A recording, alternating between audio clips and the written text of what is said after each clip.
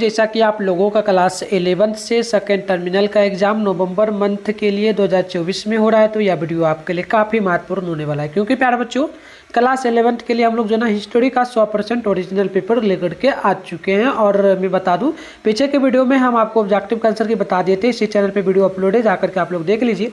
और आगे हम इसका ऑब्जेक्टिव सब्जेक्टिव दोनों का पीडीएफ पीडीएफ के रूप में आंसर कहाँ से डाउनलोड करना सिखा देंगे, तो आप वहाँ से भी डाउनलोड कर लेना। तो देख लो, हिस्ट्री के लिए आपका विषय कोड 321 रहेगा, टाइम 1.5 घंटा का मिलेगा, 50 नंबर का एग्जाम होगा।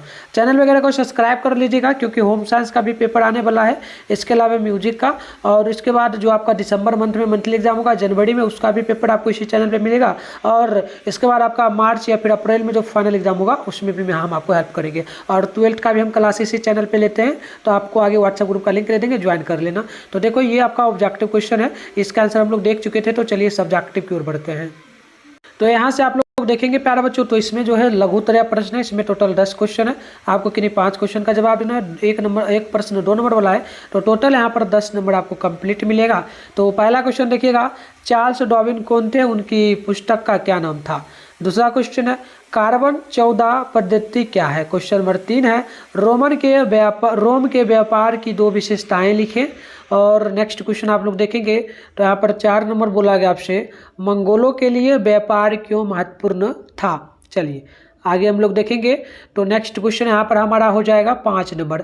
प्रश्न बोला गया आपसे कि बताइएगा यास क्या था, इसके 2 महत्वों को लिखे।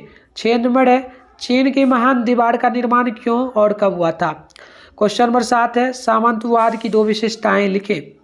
अगली क्वेश्चन आप लोग देखेंगे, तो 8 नंबर बोला गया आपसे, फ्रायर कौन थे। और 9 नंबर है, होमेज प्रथा क्या था।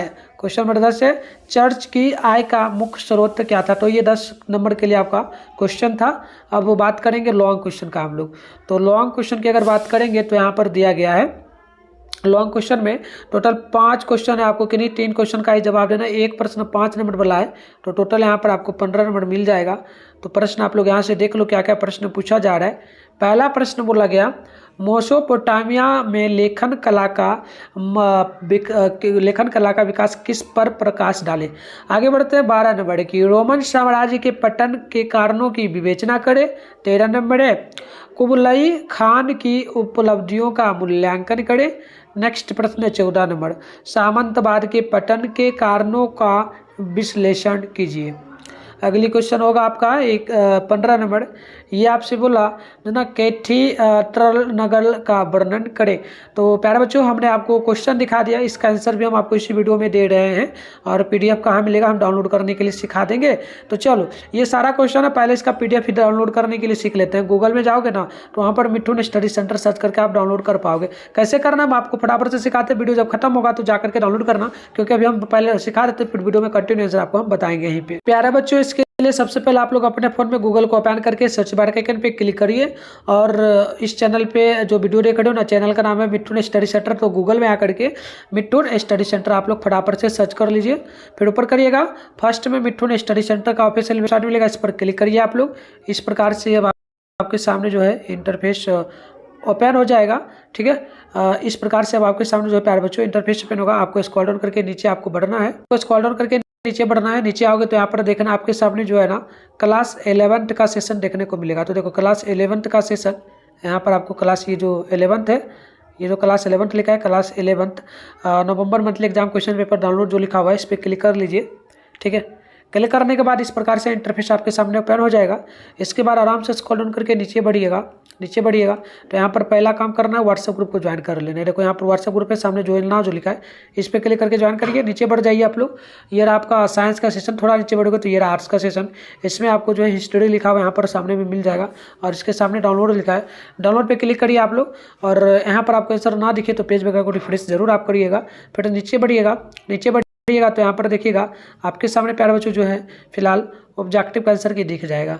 ठीक है, तो यहाँ पर देख लो, ऑब्जेक्टिव का आंसर के आपको फिलहाल दिख रहा है। पूरा सही आंसर है, आप इसको लिखना चाहो तो जरूर लिख लेना।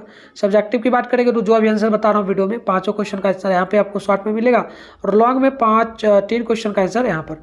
तो आप लोग आओ यहाँ से अच्छे से डाउनलोड करो प्यारे बच्चों। तो चलिए, यहाँ पर पहला नंबर क्वेश्चन का आप लोग आंसर देखेंगे। पहला आंसर होगा जो ना संचार डार्विन के शोध का केंद्र बिंदु था, उनकी सर्वाधिक प्रसिद्ध पुस्तक जो ना जीव जाति का उद्भव यानी कि ओरिजिन ऑफ स्पीसीज, हिंदी में प्रजाति और उत्पत्ति, प्रजाति की उत्पत्ति, प्रजातियों की उत्पत्ति सामान्य पाठकों पर केंद्रित थी।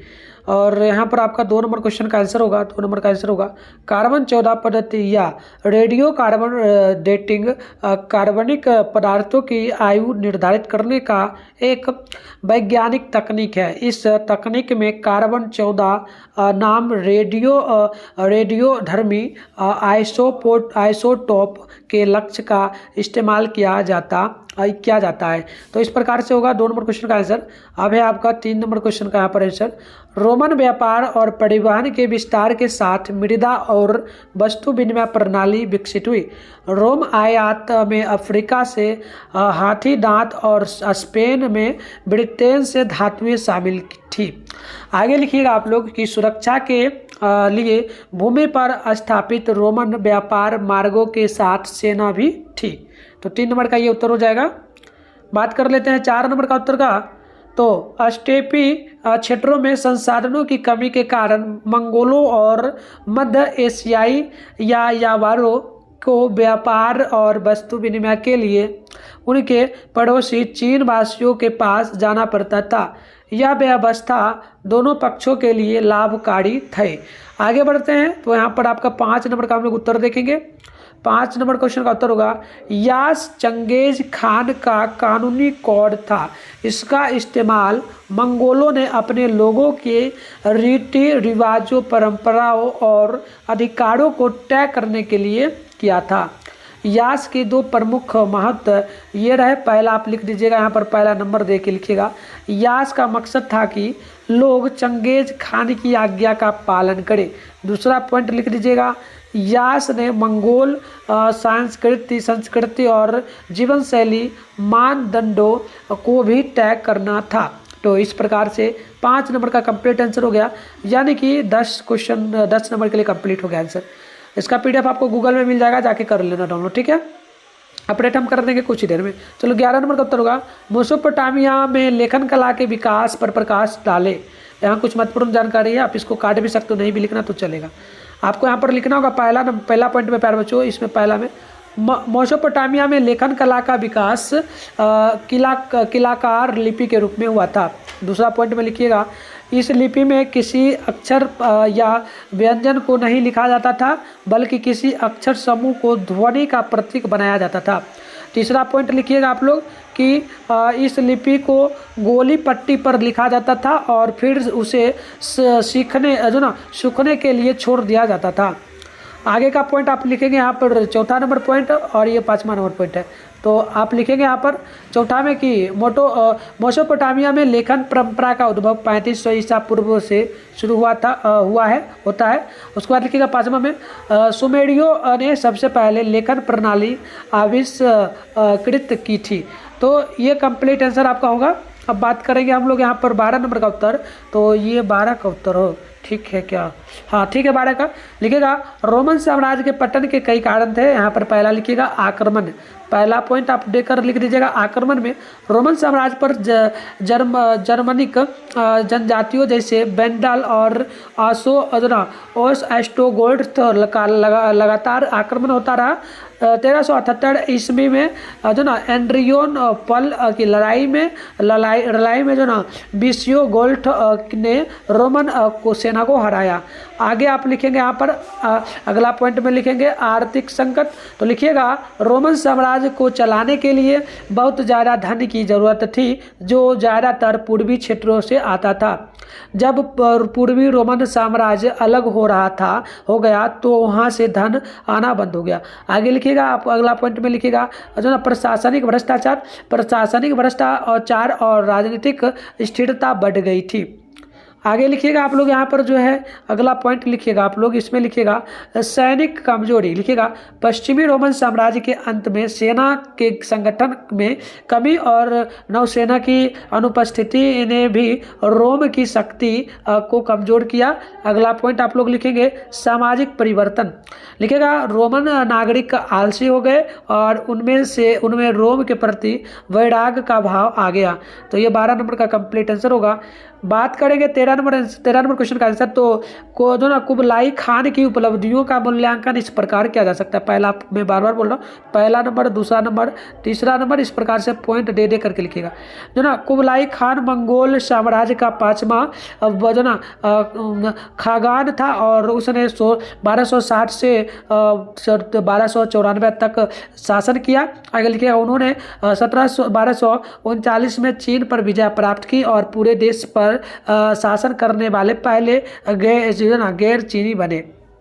आगे लिख दीजिएगा पॉइंट दे दे करके कि उन्होंने युआन राजवंश की स्थापना की और चीन में मंगोल शासन की शुरुआत की। आगे लिखिएगा, उन्होंने जानादू यानी कि जो ना सांगडू में अपनी राजधानी स्थापित की और इसके बाद जो ना दायूदी यानी कि बीजिंग को राजधानी बनाया। आगे लिखिएगा आप लोग, कुबलाई खान ने कागजी मुद्रा को विनिमय का एकमात्र माध्यम बनाया। और फिर अगला पॉइंट लिख दीजिएगा, उन्होंने बड़े पैमाने पर बुनियादी ढांचे का निर्माण किया। आगे लिख दीजिएगा, उनके शासनकाल में धार्मिक सहिष्णुता यानी कि दाऊदवाद को छोड़कर थी। तो इस प्रकार से हम आपको आंसर बता दें। मिलते हैं नेक्स्ट वीडियो में।